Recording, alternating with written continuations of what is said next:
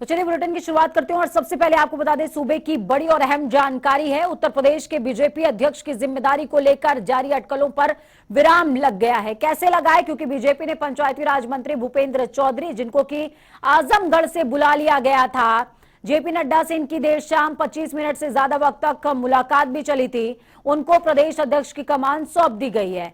ऐलान हो चुका है बीजेपी का भूपेंद्र चौधरी को प्रदेश अध्यक्ष की कमान सौंपना बड़ा सियासी दांव माना जा रहा है। दरअसल आपको बता दें कि पश्चिमी यूपी से ताल्लुक रखने वाले भूपेंद्र चौधरी की पहचान जाट नेता के तौर पर होती है। इस नाते उनकी पश्चिमी यूपी और जाट वोटरों में मजबूत पकड़ मानी जाती है। तो वहीं यह भी बताया जाता है कि किसान आंदोलन के बाद भी पश्चिम यूपी में बीजेपी को अनुमान से ज्यादा सीटें हासिल हुई हैं। कहीं ना कहीं भूपेंद्र चौधरी का ही यह असर माना जा रहा है, जिसका उन्हें इनाम मिला है। इसके साथ ही पश्चिमी यूपी में राष्ट्रीय लोकदल और सपा का गठबंधन का असर भी कम देखने को मिला। तो वहीं यूपी की सत्ता में वापसी के बाद भूपेंद्र चौधरी को योगी मंत्रिमंडल में शामिल किया गया। वो दूसरी बार योगी सरकार में मंत्री बने हैं। कौन है भूपेंद्र चौधरी, समझिए और जानिए। 1991 में बीजेपी में शामिल हुए हैं। 2006 में क्षेत्रीय मंत्री की जिम्मेदारी भूपेंद्र चौधरी को सौंपी गई। अभी योगी सरकार में पंचायती राज मंत्री हैं भूपेंद्र चौधरी। पश्चिमी यूपी में जाटों का प्रमुख चेहरा है। तो वहीं उत्तर प्रदेश विधान परिषद के सदस्य भी बताए जाते हैं भूपेंद्र चौधरी। तो वहीं दूसरी तरफ मंत्री चौधरी भूपेंद्र चौधरी को यूपी बीजेपी की कमान मिल गई है। इसके साथ ही उनको बधाई देने वालों का तांता भी लगा हुआ है। घर पर बधाइयों का सिलसिला जारी है। उनके मुरादाबाद स्थित घर पर बधाई देने वालों का तांता लगा हुआ है।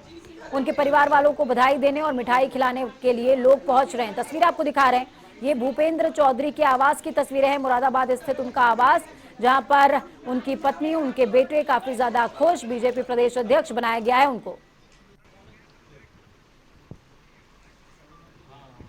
पापा ने जो मेहनत की, पार्टी के जो शीर्ष नेतृत्व ने, पार्टी के शीर्ष नेतृत्व में जो डिसाइड किया, माननीय जेपी नड्डा जी ने, प्रदेश अध्यक्ष जी ने, हमारे योगी जी ने, माननीय मोदी जी ने, अमित शाह जी ने, सबके आशीर्वाद से पापा की मेहनत सफल हुई। उन्हें इतने बड़े पद की जिम्मेदारी मिली। खून आ रहे हैं, लोग सब कांग्रेचुलेट कर रहे हैं, सब लोग खुश हैं घर परिवार में।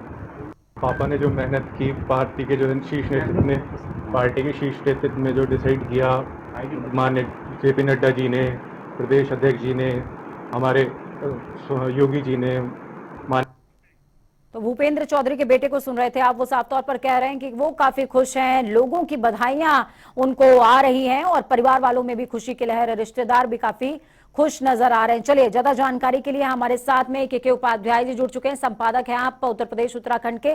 सर, भूपेंद्र चौधरी को बड़ी जिम्मेदारी सौंप दी गई है। आगामी 2024 के मद्देनजर भारतीय जनता पार्टी का ये अपने आप में बड़ा दाव है। बिल्कुल पूजा, 2024 के मद्देनजर ही इनको सौंपी गई है। देखिए, इसके हमें थोड़ा सा पृष्ठभूमि में जाना पड़ेगा। 2000 ये जो विधानसभा चुनाव अभी हुए हैं, तो इन विधानसभा चुनाव में यूपी को जो सबसे बड़ी चुनौती मिल रही थी वो जाटलैंड से मिल रही थी। और जाटलैंड यूपी का पश्चिमी उत्तर प्रदेश कहलाता है। तो वहां से बीजेपी को 46 सीटें जरूर मिली है, लेकिन जाटों के वोट नहीं मिले, जो कि 2014 से भारतीय जनता पार्टी की को मिल रहे थे। तो ये भारतीय जनता पार्टी के लिए चिंता करने वाला भी था, अलार्म भी था। तो अभी ये कॉम्बिनेशन है वो इस तरह से हो गया कि ओबीसी चेहरे के रूप में उप मुख्यमंत्री है केशव मौर्य, और ब्राह्मण जो 14% है यूपी में, ब्राह्मण हिंदुत्व के चेहरे के रूप में योगी आदित्यनाथ है, प्लस ठाकुरों का वोट भी उनके पीछे लामबंद हो जाता है। ऐसे में पश्चिमी उत्तर प्रदेश पूरी तरह, अब जो 20 से 25 सीटें लोकसभा की पश्चिमी उत्तर प्रदेश से आती है जी। जैन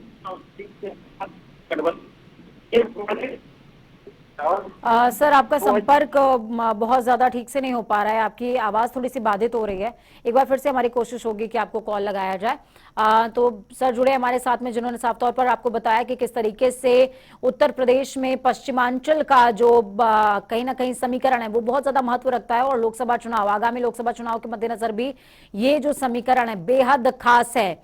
और ये समीकरण क्यों खास हो जाता है, इस बात को समझिए, क्योंकि 18 सीटें, 18 लोकसभा की सीटें सीधे तौर पर प्रभावित होती हैं। जाट नेता के तौर पर भूपेंद्र चौधरी की पहचान है और जाटों का वोट, जैसा कि के उपाध्याय जी जुड़े हुए थे हमारे साथ में, उन्होंने साफ तौर पर बताया कि जाटों का वोट 2014 से बीजेपी के हिस्से में नहीं आया। हालांकि पश्चिमांचल में इस बार वोट प्रतिशत जरूर बढ़ा बीजेपी का, लेकिन अभी भी उनके लिए सबसे बड़ी टेंशन यही है कि जाटों का वोट उनको नहीं मिल पा रहा है, जो कि हमेशा से ही बीजेपी के खाते में उत्तर प्रदेश के अंदर देखने को मिला है। लेकिन इस बार वैसा नहीं चमत्कार हो पाया। तो इसी के मद्देनजर जाटों को लुभाने के लिए, या यूं कहें कि 2024 के मद्देनजर, दोनों एक ही बात है, भूपेंद्र चौधरी को कमान मिली है। सर अपनी बात आप पूरी कर लें। हाँ, तो मैं ये कह रहा था कि 20 से 25 सीटें हैं जो पूरी तरह से जाट बाहुल्य है जी। तो इस तरह से पश्चिमी उत्तर प्रदेश के भूपेंद्र चौधरी को लाकर के जाट वोट को तो साधने की कोशिश की ही गई है, साथ ही पश्चिमी उत्तर प्रदेश को पूरा महत्व दिया गया है। भूपेंद्र चौधरी बहुत ही सौम्य और सुलझे हुए नेता है, भारतीय जनता पार्टी के पुराने नेता है और पंचायत राज्य मंत्री रहते हुए उनका कार्यकाल बहुत अच्छा रहा है। तो इस लिहाज से अब जो जातिगत कॉम्बिनेशन है, जो भारतीय जनता पार्टी कहती है कि चुनाव गणित से नहीं केमिस्ट्री पे जीते जाते हैं, तो इस समय जो केमिस्ट्री बनी है भारतीय जनता पार्टी की, वो इस समय सर ये भी कहा जा रहा है, ये भी कहा जा रहा है भूपेंद्र चौधरी इसलिए भी क्योंकि संगठन के बीच में और आरएसएस दोनों की सहमति रही है उनके प्रदेश अध्यक्ष बनने में, दोनों का योगदान रहा है, सहमति रही है। यही वजह है कि दोनों के बीच में वो एक ब्रिज का काम भी करने वाले हैं। नहीं, ये तो देखिए बिल्कुल सही बात है आपकी। सत्ता और संगठन के बीच में ब्रिज का काम करने के लिए जरूरत थी और भूपेंद्र चौधरी ऐसे नेता हैं जो सत्ता के साथ भी और संगठन के साथ भी पूरे तालमेल के साथ चलते हैं और मध्यमार्गी है, रास्ते निकालेंगे वो। बिल्कुल, वो इस तरह से नहीं होगा कि वो टकराव की स्थितियां उत्पन्न नहीं होगी। इसीलिए अध्यक्ष पद का मामला टल रहा था काफी दिनों से और बहुत सोच समझ के निर्णय लिया गया है। मुझे लगता है भारतीय जनता पार्टी ने बहुत दूरदर्शी तरीके से निर्णय लिया है और 2024 के लिहाज से ये कॉम्बिनेशन भारतीय जनता पार्टी ने जो तैयार किया है कॉकटेल जातियों का, ये अद्भुत है। चलिए, बहुत शुक्रिया हमारे साथ जुड़ने के लिए, अहम विचार साझा करने के लिए। के उपाध्याय उत्तर प्रदेश उत्तराखंड के संपादक हमारे साथ में जुड़े, जिन्होंने साफ तौर पर बताया कि वाकई बीजेपी ने बहुत ही दूरदर्शी सोच के साथ में भूपेंद्र चौधरी को आगामी जिम्मेदारी देने की जो पहल करी है वो अपने आप में अनुकरणीय है, क्योंकि आगामी चुनावों के मद्देनजर भूपेंद्र चौधरी मध्यमार्गी कहा जाता है इनको, यानी कि रास्ता निकालने की कोशिश करते हैं। टकराव की स्थितियां कम देखने को मिलेंगी और संतुलन जिसकी जरूरत भारतीय जनता पार्टी को अमूमन देखने को मिलती रहती है, वो संतुलन भी स्थापित भूपेंद्र चौधरी कर पाएंगे, ऐसा माना जा रहा है। क्योंकि संगठन और सत्ता दोनों के बीच में एक कड़ी का काम करने वाले हैं।